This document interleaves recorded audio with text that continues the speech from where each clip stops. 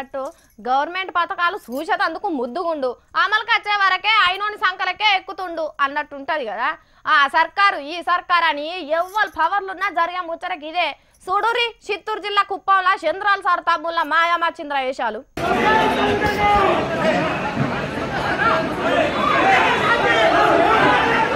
చూస్తున్నారా ఎట్లా అనుకుంటున్నారు హరే నీ పని తలగబెట్ట గిదేం కొట్టుకున్నారు ఓ పోలీస్ అయ్యాలు గట్లా చూస్తారేంది ఏటోళ్ళ నాటు గుంజి పడయ్యాక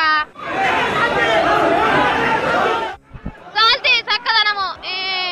అన్నట్టు గీలొల్లేందో ఎరికేనానుల్లా ఇగో ఇది ముఖ్యమంత్రి చంద్రాల సార్ ఏలువాడిలా ఎలుగులు జంబుతున్న కుప్పం టౌన్ కుప్పం నియోజకవర్గంలో ఇల్లు లేనోళ్ల కోసమని 1400 ఇండ్లను మంజూరు చేసిందట సర్కారు అసలుకే సీఎం సార్ సొంతూరు ఇక సొంత పార్టీ తమ్ము లూకుంటారా ముందుగాల మనిల్లు చదువుకున్నాకనే అటెంక మందికి ఇయ్యాలే అన్న రాజనీతి సూత్రాన్ని వాటించి మందికి భంగనామాలు పెట్టే ప్లాన్ వేసిర్రట ఈ ముచ్చట తెలిసి మీటింగ్ లో ప్రతిపక్ష పోళ్ళు అడుగుదామని వస్తే ఇగో గీ తీర్లా కుర్చీలు ఇరగొట్టుడు నెత్తులు అలగొట్టుకొని ఇగో గిట్లా స్వాగతం పలికిర్రు తెలుగు తమ్ముళ్ళు ఇగో గీ అన్న చెప్తున్నాడా అసలు కథ అయ్యి నుండ్రి అన్నా నువ్వు చెప్పే ఒక బ్యాంక్ 40-50 వేలు జీతం తీసుకునే అతనికి